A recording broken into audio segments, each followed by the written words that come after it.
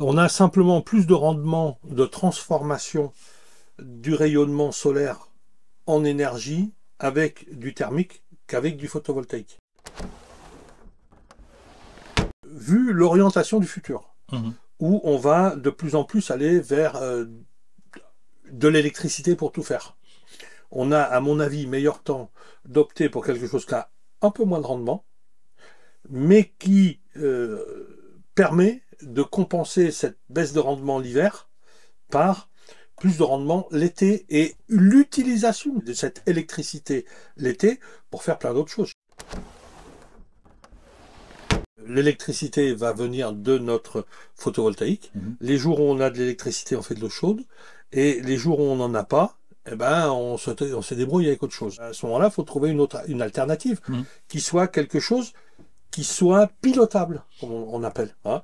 Et donc pilotable, du bois. C'est pas l'été qu'on cherche le rendement, c'est l'hiver. Hein. Il faut que ce soit hybride. Ouais, il faut que ce soit hybride, d'accord. Il faut que ce soit hybride. Il faut pas une seule source. Mais si on veut un minimum de gestion et se décharger, on a quand même un peu de pilotage à prévoir. Et qui dit pilotage dit électricité.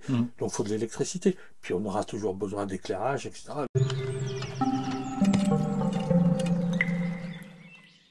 Maintenant, on va parler du chauffage.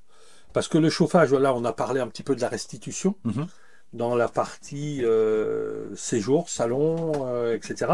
Mais restituer de la chaleur, il faut d'abord l'avoir. Il faut soit la capter, soit la fabriquer. Donc ici, on a vu que vous avez possibilité de mettre du photovoltaïque. Oui, alors vous avez vu le pan de toit, donc c'est est-ouest. Est-ouest. Ouais. Est-ouest. Et on n'est pas autorisé à mettre les constructions sur le terrain. C'est-à-dire qu'on peut mettre sur les toits, mais on ne peut pas mettre sur le terrain. Donc je ne peux pas mettre des panneaux plein sud. Vous pouvez pas mettre de panneaux. Non, parce qu'en fait, on est en zone naturelle. On n'est pas en zone constructive. Voilà. D'accord, ouais. La maison, elle est là, donc on peut faire ce qu'on veut avec la maison. D'accord. Mais par contre, on ne peut plus faire de construction sur le terrain. D'accord. Donc, ok, faut faire avec. Hein. Ouais. Bon, à mon avis, la législation va évoluer, je pense, parce qu'elle est déjà en phase d'évolution pour ce qui concerne les toits dans les zones de protection, parce qu'on a un monument historique à moins de 500 mètres. Donc on est déjà en train de se dire, à un moment donné, on veut de l'énergie, on veut de l'électricité verte, et faut qu'on laisse faire.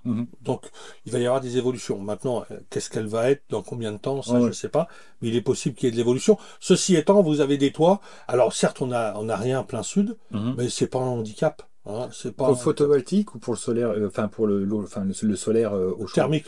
Dans les deux cas, c'est pareil. D'accord. Dans les deux cas, c'est pareil. On a simplement plus de rendement de transformation du rayonnement solaire en énergie avec du thermique qu'avec du photovoltaïque. D'accord. Ça, il faut le savoir. Sauf que le thermique ne va permettre de ne faire que de la chaleur. Donc l'hiver, quand on en a besoin, ok, banco, très bien, on l'a. Hein.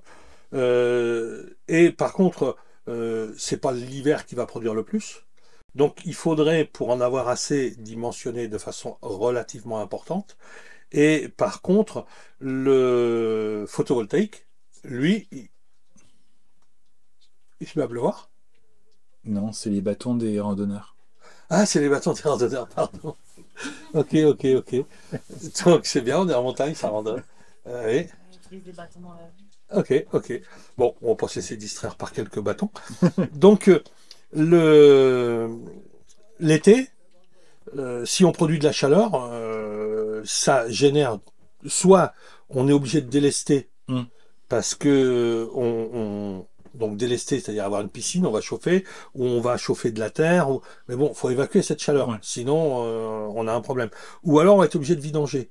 Et chaque fois qu'on vidange, on change l'eau, et si on change l'eau et qu'on la remet, on en remet l'hiver d'après, on va devoir remettre de l'eau, remettre du glycol, et on va générer beaucoup plus de risques d'embouage du système que si on tourne sur une eau qui, à un moment donné, quand tout ce qui était dedans a été précipité, il y a moins de production de boue. Hein.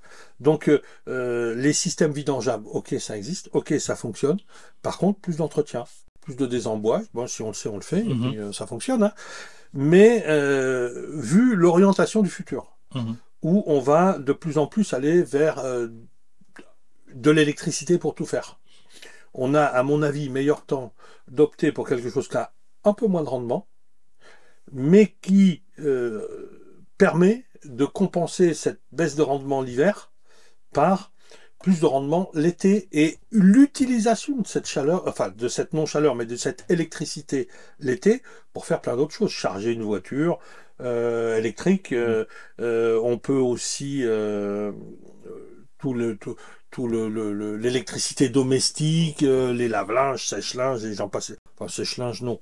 Mais lave-linge, lave-vaisselle, etc., ben, vont tourner avec ça l'été. Donc, on a moins de rendement, mais c'est plus efficace au global. D'accord. Donc, c'est pour ça que, personnellement, je conseille ça. Et en plus, c'est beaucoup moins d'entretien. C'est beaucoup plus facile à gérer. Et aujourd'hui, si c'est pour produire de la chaleur, on sait facilement installer un ballon d'eau chaude, on met des résistances dedans, hein, tout simplement, comme les ballons d'eau chaude qu'on a aujourd'hui. Hein. Mais l'électricité va venir de notre photovoltaïque. Les jours où on a de l'électricité, on fait de l'eau chaude. Et les jours où on n'en a pas, eh ben, on se débrouille avec autre chose. Dans un secteur comme ici, se débrouiller avec autre chose, moi, je miserais sur du bois. L'idée, c'est d'avoir une source d'énergie certaine, parce que il y a le fait qu'elle soit disponible dans le futur. Donc du bois, ici, il s'en produira toujours. Et qu'elle soit pas trop chère. Et donc pas trop chère, ça veut dire local et en production réelle et continue. Et le bois, localement, il y en aura. Production réelle et continue, il y aura. Je ne veux pas dire qu'il va rester au même prix qu'aujourd'hui. Non. Probablement que dans 5 ans, dans 10 ans, ce sera beaucoup plus difficile d'acheter de l'énergie qu'aujourd'hui. C'est pour ça que plus on aura misé sur le soleil, mieux ce sera. Mais le soleil va peut-être pas pouvoir tout faire. Alors après, on parlait du toit où on n'a pas le droit d'en mettre au sol. Mais est-ce que vous pourriez mettre des panneaux contre vos murs? Bonne question. Sur les différents exemples qui nous ont été donnés donc via le PLU, l'OAP, on n'a que des exemples sur le toit. Ah ben oui, on ne parle que de toit et de sol. Mais effectivement, je ne sais pas, et effectivement, il faudrait poser la question. Il faut poser la question parce que la maison sur laquelle dont je vous parlais tout à l'heure, qui est sur Avignon, hein, qui est donc une maison au Saturbois qui est chauffée avec de l'eau chaude sanitaire, enfin pas de l'eau chaude sanitaire, de l'eau chaude solaire, pardon, produite par des panneaux solaires. Les panneaux sont verticaux. D'accord. Ils sont plein sud, mais verticaux. Et là, on peut en mettre plein sud pour le coup, parce que vous n'avez pas de toit plein sud, mais vous avez du mur. On a du mur à l'ouest. Et on veut avoir un rendement optimum l'hiver. L'hiver, on a le soleil qui monte beaucoup moins droit, et on a un meilleur rendement. Plutôt que mettre à plat ou vertical, bon, il y a le biais, hein, mais entre un vertical et un horizontal, l'hiver, on a un meilleur rendement avec du vertical. L'été, c'est plutôt avec de l'horizontal. Mais c'est pas l'été qu'on cherche le rendement, c'est l'hiver. Hein. Donc peut-être, enfin pas peut-être, de façon certaine, poser ces questions-là. Ils vont vous regarder avec des yeux un peu exorbités, parce que vous serez probablement un des premiers à leur poser la question. Mais si on raisonne correct, il faut se poser la question. À partir du moment où on a ça, ça veut dire que on a deux sources de production. On a le solaire thermique ou photovoltaïque. Moi, je conseille le photovoltaïque. On a la distribution. On a vu qu'il y a une partie où on aurait probablement un basse température en dalle, ou en tout cas possiblement. Les autres où on peut, soit on met en mur, soit si on ne peut pas mettre en mur, on met aussi au sol ou pourquoi pas au plafond. Hein, on peut aussi opérer par le plafond, ça marche très bien. Hein. Et ça, c'est la restitution. Mais il va falloir que on transporte tout ça et qu'on le stocke, surtout, puisqu'on va produire le jour, chaque fois qu'on a du soleil. Si on n'a pas de soleil, on va faire du feu. Il faut être réveillé pour faire du feu. Donc c'est aussi le jour. Et on va avoir un besoin la nuit. En partie, en tout cas. Donc il faut qu'on stocke la chaleur. Et ce stockage de chaleur, c'est un ballon d'eau chaude. D'accord. Hein, un ballon de 1000 litres, 2000 litres, à dimensionner avec le chauffagiste et les thermiciens. Donc on a un ballon, un ballon pour l'eau chaude sanitaire et un ballon pour le plancher chauffant. C'est le même. En fait, ça va être le même. C'est-à-dire que l'eau chaude sanitaire, on a besoin d'une petite réserve de 200 litres, on n'a pas besoin de plus. Et déjà, 200 litres, c'est énorme. Hein. Le plus souvent, on a plutôt 50 à 100 litres. Et on a un ballon de 1000 litres, par exemple, dans lequel on va stocker la chaleur pour le chauffage, parce que là, on va en avoir besoin de beaucoup. Et on a un petit ballon qui est au bain-marie, dans le grand ballon, qui lui va nous servir pour le sanitaire. Parce que le ballon de stockage, c'est une eau morte en fait le plus souvent. On peut faire avec un circuit qui tourne, mais plus on fait un circuit qui tourne, plus on a des risques d'embouage, etc. Donc on a plutôt intérêt à avoir un ballon qui est avec une eau morte. Cette eau morte, on la chauffe avec un circuit primaire. Qui peut, si on est sur de l'hydraulique solaire, on va produire de l'eau chaude qui va venir nous chauffer. Si on est sur du photovoltaïque, on a une résistance qui va nous chauffer l'eau. Et si on est avec un fourneau ou une chaudière bois, le fourneau bouilleur ou une chaudière bois, le fourneau étant aussi au bois, à ce moment-là, on va produire de l'eau chaude qui va également venir nous chauffer. Donc quand on dit un circuit primaire, il peut y en avoir deux circuits primaires, c'est pas un problème. Ça peut être hybride, soit électrique, soit bois, justement, comme vous dites, la nuit. Il faut que ce soit hybride. Ouais, il faut que ce soit hybride, d'accord. Il faut que ce soit hybride. Il ne faut pas une seule source. Si vous faites qu'au bois, c'est dommage, vous avez du soleil, vous ne l'exploitez pas. Si vous faites sur le soleil, vous n'avez pas quelque chose de garanti, toujours disponible. Donc à ce moment-là, il faut trouver une alternative qui soit quelque chose qui soit pilotable, comme on appelle. Hein. Et donc pilotable, du bois. Vous prenez Alors moi j'ai longtemps rêvé du fourneau bouilleur. Le fourneau bouilleur a des limites. C'est que le fourneau bouilleur, souvent, il doit à la fois chauffer et permettre de stocker. Et si on veut à la fois chauffer à l'instant T et stocker, il faut des appareils vraiment monstrueux. Et ça devient très coûteux et difficile à caser, etc. Donc je suis plus pour une chaudière bois de dimension même petite, hein, mais qui par contre, on va travailler sur de la combustion, de la post-combustion. Hein. Donc on va vraiment brûler le bois correctement pour en tirer beaucoup de chaleur. Cette chaleur, donc c'est un petit peu comme les poêles de masse. Hein. On parle beaucoup de poêles de masse maintenant, ou même les poêles fermées qu'on achète dans le commerce. On nous parle beaucoup de post-combustion. C'est-à-dire qu'on met du bois, on le fait brûler très vite pour qu'il monte très vite en température. Cette chaleur, on en récupère un maximum pour produire de l'eau chaude, et en 2 heures, 3 heures de combustion, on a de l'eau pour 1 journée, 2 journées dans notre ballon. Hein. Et on allume la chaudière de temps en temps, on allume le fourneau bouilleur de temps en temps, et si on a suffisamment de soleil, on les allume pas. D'accord. Hein. Ça devient...